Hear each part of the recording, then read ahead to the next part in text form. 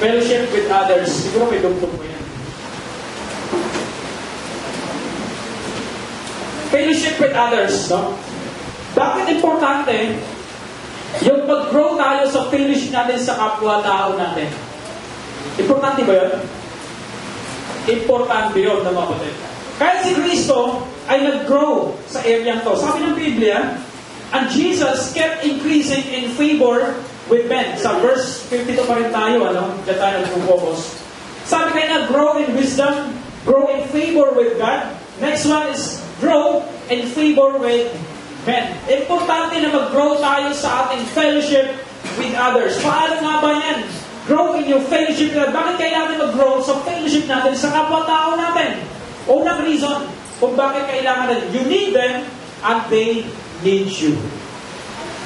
Walang church or corporate worship kung walang magkakapatid na magsama-sama para pag-usapan ito, pitin natin itong lugar na ito.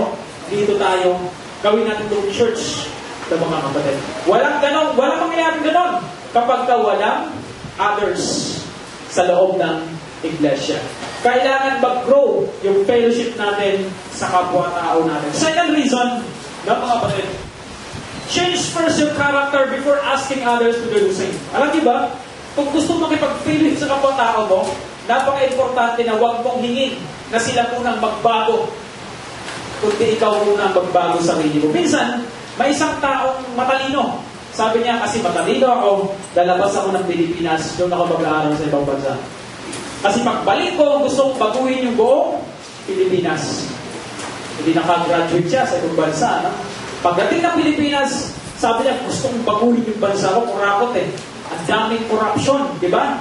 Kahit yung mga pari ay tumatanggap ng mga PFW. Kahit sino-sino na lang ay kurakot, sabi ng taong to. Sabi niya, habang tumatagal, walang nangyayaring pagbabago sa kanyang bansa. Sabi niya, uuwi ako sa probinsya ko. Yung probinsya ko na lang ang babaguhin ko. Pagdating sa kanyang probinsya, ganun pa rin, lumipas yung mga taon, walang nagbago sa kanyang probinsya. Ang effort na kanyang gawin, endeavor niya. Sabi niya, uuwi ako sa aking city. Yung city ko na lang ang babaguhin ko.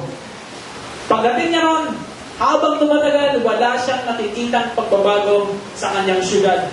Sabi niya, babaguhin ko, yung barangay ko na lang. Hindi ko kaya yung city. Wala rin nangyari ng kapatid. Sa bandang uli sabi niya, babaguhin ko na lang, ang sarili ko.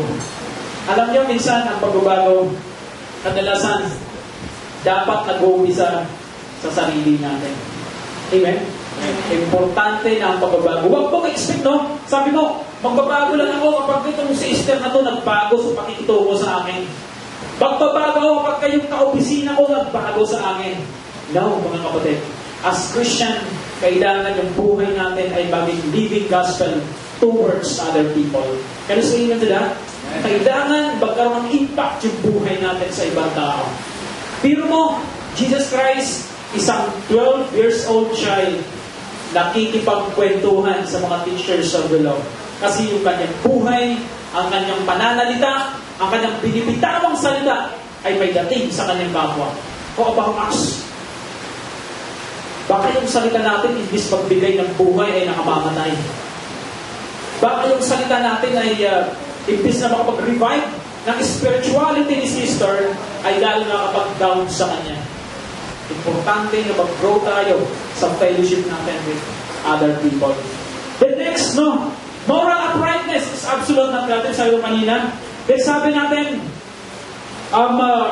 fellowship with others, napaka-importante ng question na to, Yung pinakahuling question natin dyan, pwede pakiclick. Yan. If Jesus is in me, how should I suppose to act? Lahat ba tayo dito ay may Kristo sa puso natin? Kung si Kristo ang nabubuhay sa puso natin, paano dapat ako umakto sa harap ng kapwa-tao? Ang tanong natin dyan ay kung si Kristo, kung si Kristo ay nananahasa, kung si Kristo ang nasa kalagayan ko, ano ang gagawin niya? Kung may mga taong chinichismis ka. Kung si Kristo ang nasa kalagayan mo, ano ang gagawin mo kung mayroong unbeliever sa katabi mo at nakikipagkwentuhan sa iyo? Kung si Kristo ang nasa puso mo o nasa kalagayan mo, ano ang gagawin mo kung inaapi ka ng kapitbahay mo? Mang-aapi ka rin ba? Kung si Kristo ang nasa buhay natin. I think, hindi, mga kapatid. So makita natin, ano yung challenge ngayong umaga? Ano yung challenge sa atin ngayong umaga? Ang challenge sa atin ay grow in, grow out. Sabihin, lumago tayo sa loob natin, sa pananampalataya natin sa Diyos, and the truth of God, and the fellowship of God, at the same time, mag-grow tayo sa ating pakikipagkapwa-tao. Pakisabi nga, grow in, grow out. Grow out. Ang natin paano? How? Okay, so next then, first, grow in the truth of God. Second, grow in your fellowship with God.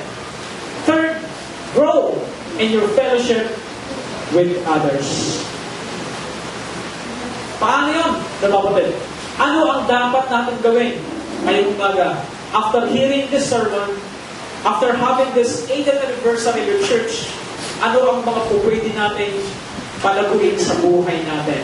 Itong tatlong to, kailangan lumago tayo sa tatlong to, mga kapatid.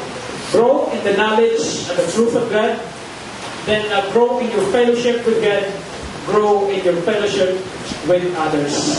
Therefore, ito yung conclusion natin, ano? Therefore, mga kapatid, you must, una, grow. And kailangan lumago tayo sa fellowship natin sa Panginoon. Maging sa kanyang katotohanan. And grow out, ibig sabihin, lumago tayo sa pakikipagkapwa-tao natin. Napaka-importante ng mga bagay na to. Kasi kung hindi ka lumalago sa kalooban mo, sa inyong fellowship with God, wala kang ilalago in terms of your fellowship with others. Kaya sa inyo lang kasabihan, hindi ka makapagbibigay kung wala ka. Ang maibibigay mo lang ang kung meron kung anong meron ka sa kalooban mo. Kung inibig ka ng Diyos, ang pag-ibig na yun ipadal sa kapwa-tao natin. Sapagkat sa ganung paraan lang, may papakita natin na we are growing in, at the same time, we are growing out. Magandang umaga, at God bless sa ating mga.